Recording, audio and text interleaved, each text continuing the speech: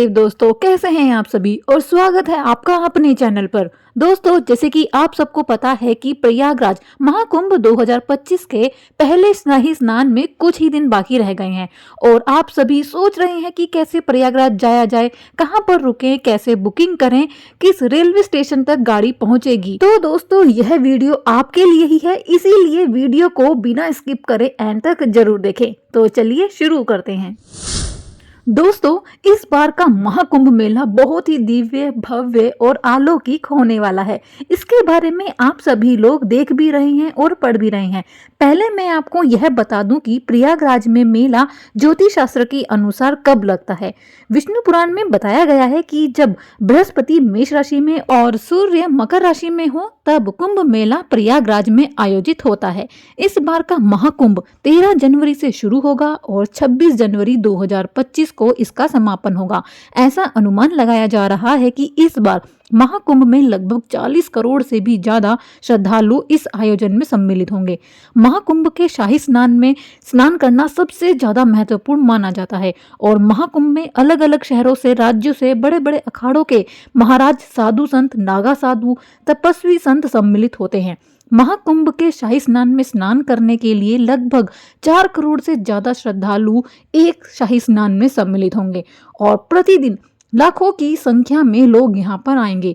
इसीलिए यहाँ पर लोगों के रहने की व्यवस्था को भी बहुत ज्यादा विस्तृत किया गया है और स्नान करने के लिए नए घाटों को बनाया जा रहा है और उनको पक्का भी किया जा रहा है। बात करें महाकुंभ की टेंट सिटी और रैन बसेरा की, तो उसके काफी बड़े पैमाने पर 25 सेक्टरों में बांटा गया है और साथ ही पूरे मेला क्षेत्र को 40 हेक्टेयर में विकसित किया जा रहा है, जहां पर रहने से लेकर खाने पीने तक और शौचालयों का भी बंदोबस्त किया जा रहा है और काफी चीजें आपको फ्री में भी मिल जाएंगी। तो अब बात करते हैं कि प्रयागराज कैसे पहुंचा जाए, कौन सा माध्यम अच्छा है। तो दोस्तों, प्रयागराज संगम शहर में पहुंचने के लिए सबसे अच्छा माध्यम ट्रेन ही माना जा रहा है और गवर्नमेंट द्वारा भी लगभग 13,000 ट्रेनों का संचालन कुंभ मेला के दौरान किया जाएगा ताकि ज्यादा से ज्यादा श्रद्धालु इस महाकुंभ के साक्षी बन सके। इन सभी ट्रेनों का संचालन मुख्य रूप से प्रयागराज जंक्शन, दूसरा प्रयागराज रामबाग, तीसरा प्रयागराज संगम, चौथा है प्रयागराज जंक्शन संगम, अगला है नैनी जंक्शन,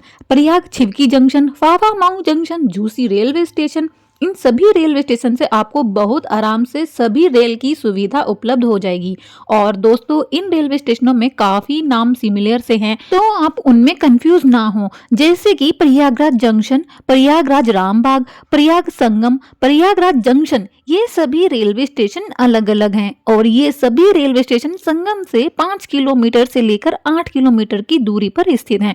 तो आप किसी भी रेलवे स्टेशन तक के लिए अपनी ट्रेन की बुकिंग करा सकते हैं और प्रयाग संगम रेलवे स्टेशन की दूरी संगम से लगभग जस्ट 2 किलोमीटर की दूरी है। यह स्टेशन संगम के सबसे पास है और आप यहाँ से संगम तक पैदल भी पहुँच सकते हैं। और वैसे भी दोस्तों, रिक्शा वाले आपको संगम से 1 किलोमीटर पहले ही छोड़ते हैं और वहां से आपको अंदर संगम तक पैदल ही जाना होता है। और जिस दिन शाही स्नान होगा, हो सकता है उस दिन प्रयागराज संगम रेलवे स्टेशन तक ट्रेन ना पहुंचे और आपको प्रयागराज जंक्शन पर ही उतरना पड़े और वहां से आप घूमते हुए, टहलते हुए बड़े आराम से नाग वासुकी मंदिर होते हुए त्रिवेणी संगम तक पहुंच जाएंगे। और ई रिक्शा वालों को भी शाही स्नान वाले दिन ज्यादा अंदर ले जाना अलाउ नहीं होता और वह आपको काफी पहले ही छोड़ देते हैं संगम से। और अगर आप शाही स्नान वाले दिन नहीं आ रहे हैं, नॉर्मल डे में आ रहे हैं, तो आपको ई रिक्शा वाले संगम से थोड़ा पहले छोड़ देते हैं और वहां पर गवर्नमेंट की तरफ से भी यात्रियों के लिए आवाजाही के लिए निःशुल्क सुविधा दी जाएगी। तो आप निःशुल्क रूप से बस की सुविधा भी ले सकते हैं त्रिवेणी संगम घाट तक पहुंचने के लिए। और दोस्तों, यहाँ मैं आपको एक चीज बता दूं कि अगर आप इस महाकुंभ में आ रहे हैं तो आपको 3 से 4 किलोमीटर तो पैदल चलना ही पड़ेगा, क्योंकि शाही स्नान के 1-2 दिन पहले से ही ट्रैफिक को डाइवर्ट कर दिया जाता है और शाही स्नान वाले दिन करोड़ों की संख्या में यात्री आएगा, इसलिए आपको पैदल ज्यादा चलना पड़ सकता है। इसके अलावा दोस्तों, आप यहाँ पर बस से भी आ सकते हैं। ऐसा बताया जा रहा है कि 7,000 के आसपास सरकारी बसें अलग अलग शहरों से चलाई जा रही हैं, तो आप उन बसों से भी आ सकते हैं। इसके अलावा दोस्तों, आप यहाँ पर अपनी कार या बाइक से भी आ सकते हैं। इनके लिए काफी बड़े पैमाने पर अलग अलग जगह पर पार्किंग बनाई जा रही है। अगर आप शाही स्नान वाले दिन आते हैं तो आपको अपनी गाड़ी 5 किलोमीटर पहले ही बनी पार्किंग में लगानी पड़ेगी, और अगर आप शाही स्नान के अलावा किसी और दिन नॉर्मल डे में आते हैं तो आपको किले वाली रोड पर ही साइड में बनाई गई पार्किंग पर अपनी गाड़ी पार्क में लगा सकते हैं।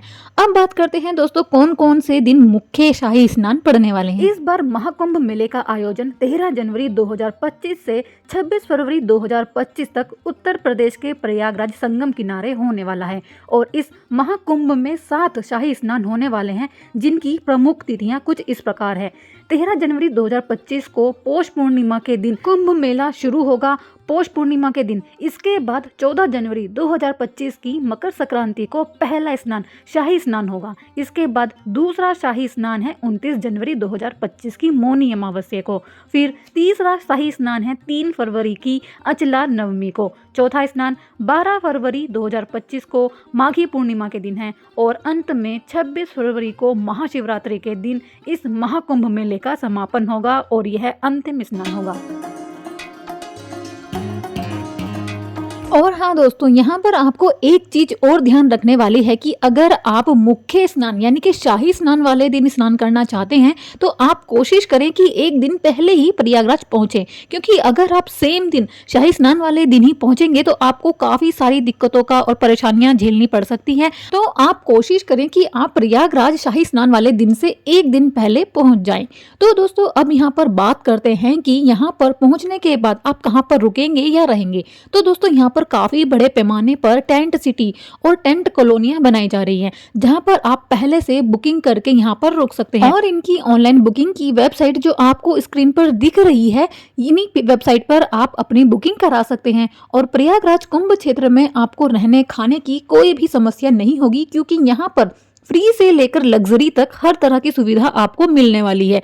यहाँ पर अगर आप लग्जरी स्टे ढूंढ रहे हैं तो आप IRCTC की साइट पर जाकर बुकिंग करा सकते हैं, जहां पर आपको 10,000 से लेकर 1 लाख रुपए तक के पैकेज मिलेंगे, जिसमें घूमने रहने और खाने की सभी सुविधा उपलब्ध है। यहाँ तक कि आपको एयरपोर्ट से पिकअप और ड्रॉप की सुविधा भी मिलेगी। ये इनका एक पूरा टूर पैकेज होता है। और यहाँ पर एक चीज से सावधान रहें कि जो कि बहुत ज्यादा होगा दोस्तों, इतनी ज्यादा तादाद में यहाँ पर लोग आएंगे, इसीलिए फ्रॉड होने का सबसे ज्यादा खतरा है। तो आप चांस ना लें, इसीलिए उनसे सतर्क रहें। और अगर आप टेंट कैंप किसी की भी बुकिंग करना चाहते हैं तो दी गई ऑफिशियल वेबसाइट पर ही जाकर बुक करें। सभी वेबसाइट की डिटेल आपको डिस्क्रिप्शन में मिल जाएगी। और अब बात करते हैं दोस्तों, जो लोग फ्री में रहना चाहते हैं या फिर जिनका बजट बहुत कम है, तो उन श्रद्धालुओं के लिए भी रैन बसेरा की सुविधा दी जा रही है। काफी बड़े एरिया में यह बनाया गया है, जहां पर लगभग 4,000 लोगों की क्षमता एक ही रैन बसेरा में रहने के लिए बनाई गई है।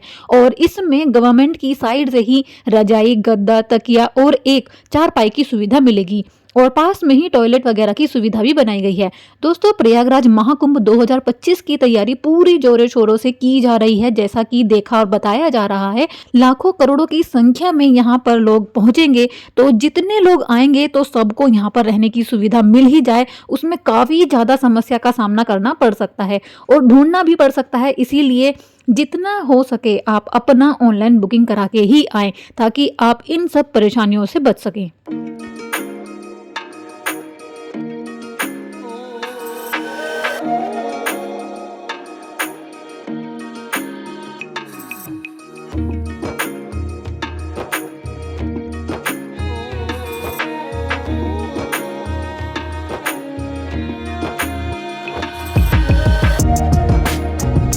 तो दोस्तों यही थी एक छोटी सी वीडियो इन्फॉर्मेशन से भरी। आई होप आप लोगों को पसंद आई होगी, और अगर आपको पसंद आई है तो चैनल को सब्सक्राइब कर दें, वीडियो को लाइक कर दें, ताकि आपको इस तरह की इन्फॉर्मेटिव वीडियो मिलती रहे। तो अभी के लिए करती हूँ नमस्कार, फिर मिलेंगे किसी नई वीडियो में नए ब्लॉग के साथ। जय माँ गंगे, हर हर गंगे।